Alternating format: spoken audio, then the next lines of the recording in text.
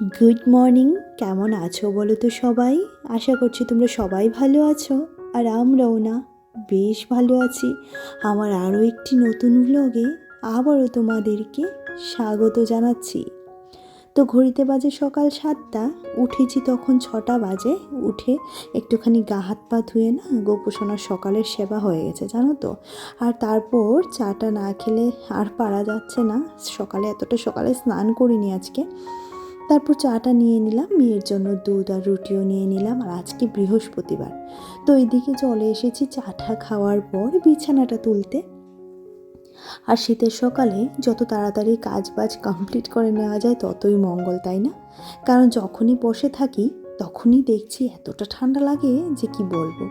আর যতক্ষণ কাজ করতে থাকবো ততক্ষণ ঠান্ডা প্রায় লাগে না বললেই চলে। তো একখানা চাদর গায়ে দিয়ে আমি কিন্তু বিছানাটা তুলে নিচ্ছি, আর ওইদিকে মেয়ে বসে টিভি দেখছে। যেহেতু ওর স্কুল এখন নেই, শুরু হবে একদম পৌষ সংক্রান্তির পর থেকে, তো সেই কারণে না ওর পড়াশোনাও তো নেই। তো সে কি করবে বলো, সকালে ঘুম থেকে উঠেছে অনেকটা দেরি করে, এখন কিন্তু প্রায় অনেকটাই বাজে জানো তো। হাজব্যান্ড গিয়েছিল বাজারে, অনেক কিছু নিয়ে আসবে আজকে, ওই আলু ঠালু, তারপর ধনে পাতাটাও শেষ হয়ে গেছিলো, অনেক কিছুই আনার জন্য বলেছি।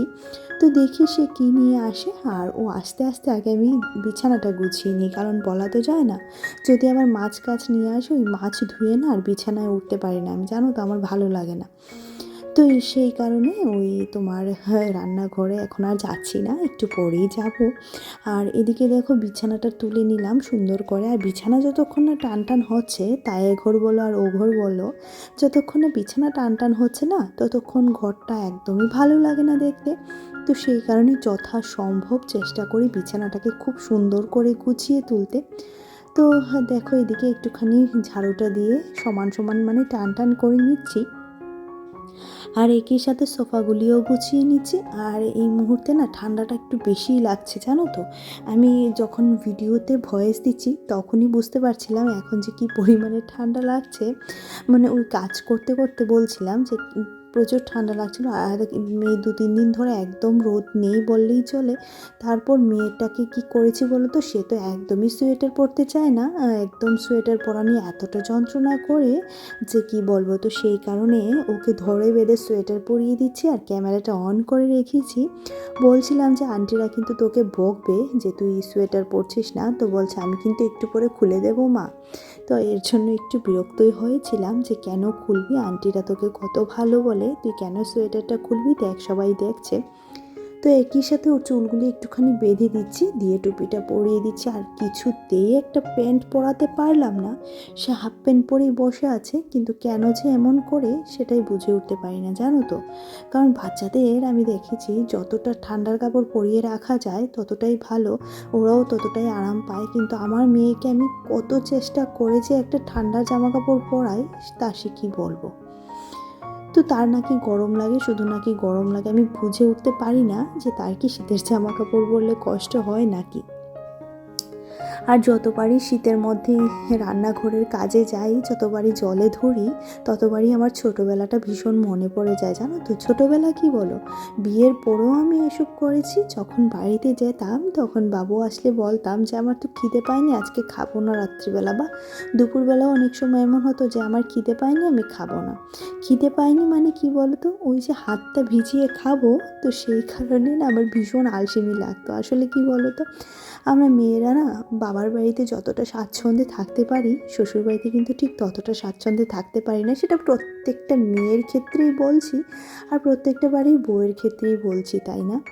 যে বাড়িতে অনেক সময় ইচ্ছে না থাকলেও সংসারের কাজ বাজ না করলেও চলে, কিন্তু এখানে কিন্তু এটা নয়। একদম সকাল সকাল উঠে যত তাড়াতাড়ি সংসারের কাজ বাজ কমপ্লিট করে নেওয়া যায় ততটা আমার জন্যেও মঙ্গল, আমার সংসারের জন্যেও মঙ্গল।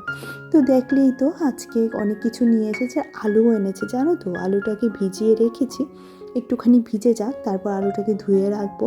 আমি কিন্তু শীতকালে নতুন আলু যখন আনে তখন আমি ঠিক এভাবেই ধুয়ে রাখি। কেন বলো তো, নাহলে ওই আলুটা যেখানে থাকে না, ঝুড়ি থেকে এতটা বালি ঝরে, আর সারাটা ঘর শুধু বালি বালি লাগে জানো তো।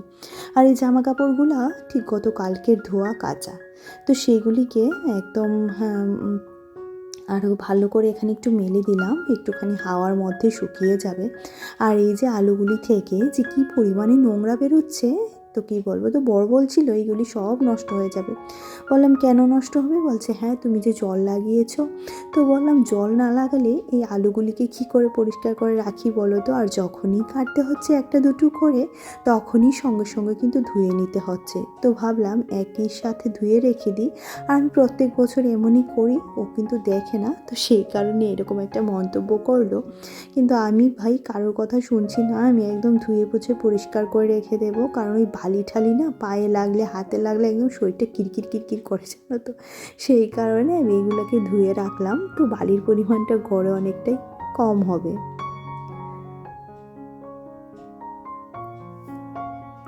তারপর অনেক কিছুই এনেছিল, যেমন আদা, হ্যাঁ, ধনেপাতা, আর বিশেষ করে ধনেপাতা লঙ্কা যখনই আনে তোমরা হয়তো বা ব্লগে দেখতে পাও, আমি কিন্তু প্রত্যেক দিন এগুলিকে ছাড়িয়ে রাখি। কারণ ছাড়িয়ে না রাখলে কি হয় বলো তো, ওই কাজের সময় না এতটা ঝামেলা লাগে যে কী বলবো। আর ওই যে আজকে আলুর সাথে ধনেপাতাগুলিও নিয়ে এসেছে, আর এতটা বালি বালি লাগছিল গো ধনেপাতাগুলো, তো সে কী বলবো। আর ধনেপাতাটা ধুয়ে রাখার সাহস পাইনি, কারণ যদি পচে যায়, তো সেই কারণে এটাকে আর ধুয়ে রাখিনি। এমনিতেও এটার মধ্যে জল আছে, খুব সুন্দর করে গুছিয়ে রাখতে হবে, নাহলে ধনেপাতাগুলি নষ্ট হয়ে যাবে।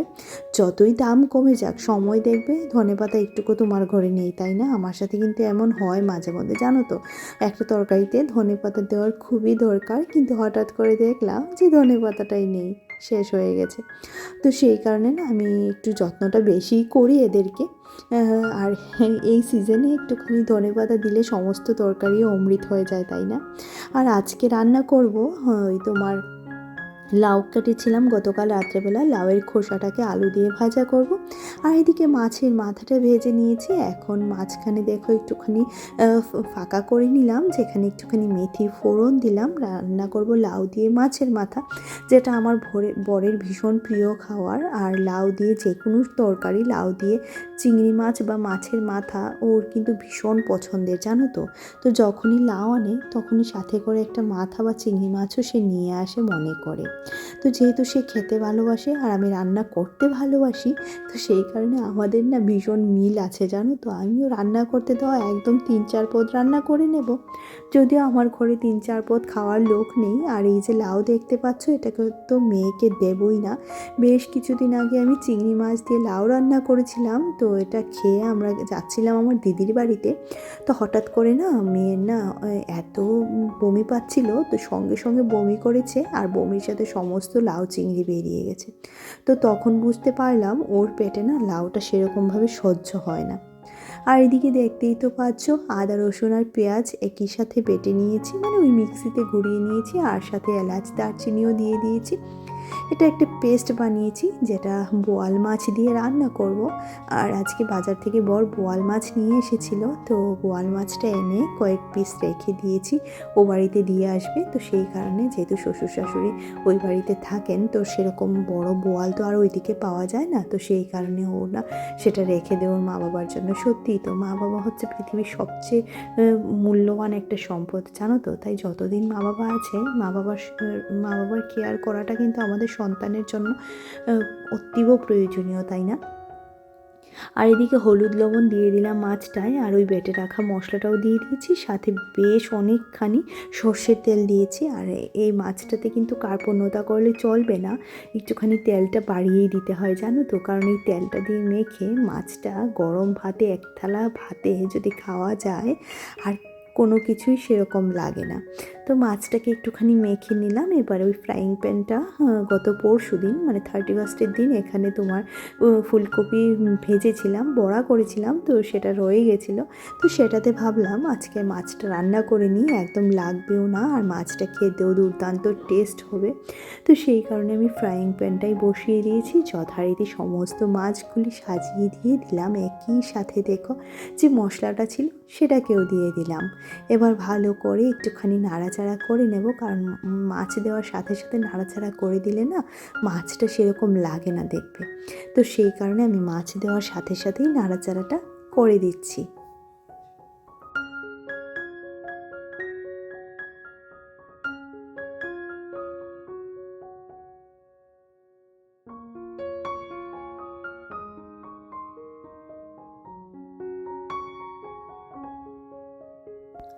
আর এদিকে মাছটাকে ঢেকে দিলাম। এদিকে দেখো আমার লাউ তরকারিটা হয়ে গেছে, অনেকটা করে ধনেপাতা দিয়ে দিলাম। এই লাউয়ে কিন্তু কিছুই সেরকম দিইনি, তোমরা তো দেখতেই পেলে যে শুধুমাত্র মেথি ফোড়ন দিয়ে করেছি আর সাথে দিয়েছিলাম কাঁচা লঙ্কা।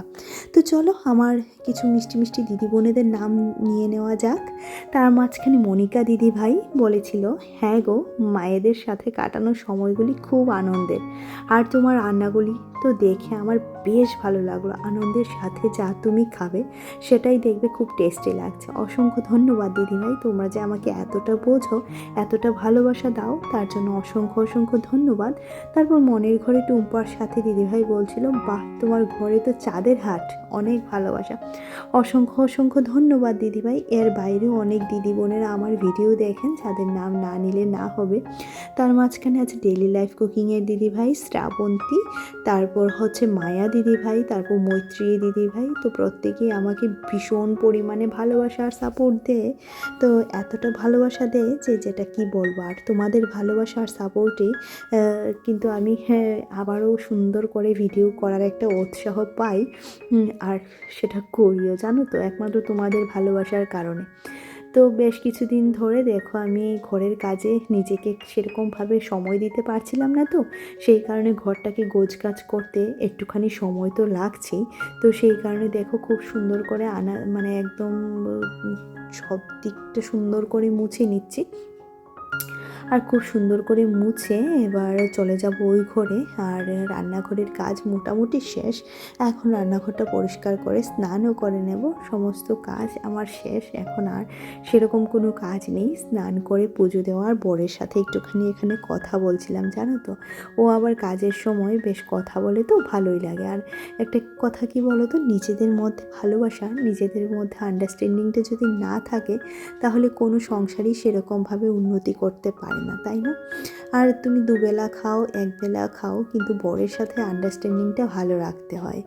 আর এদিকে দেখো ভোগে আজকে ছিল, মানে গোপালের ভোগে আজকে ছিল মিহিদানা, আর এটা ছিল আমাদের লাঞ্চ মেনু। এই যে লাউ দিয়ে মাছের মাথা, লাউয়ের চোখলা, আলু ভাজা, আর এটা বোয়াল মাছ। তো কেমন লাগলো আজকের ভিডিওটা সেটা অবশ্যই করে জানিও। ভালো লাগলে একটা লাইক তো অবশ্যই পেতে পারি, আর একটা কমেন্ট তো অবশ্যই পেতে পারি যে কি ভালো লাগলো। তো দেখা হচ্ছে পরবর্তী ব্লগে, ততক্ষণের মতো টাটা, ভালো থেকো সবাই।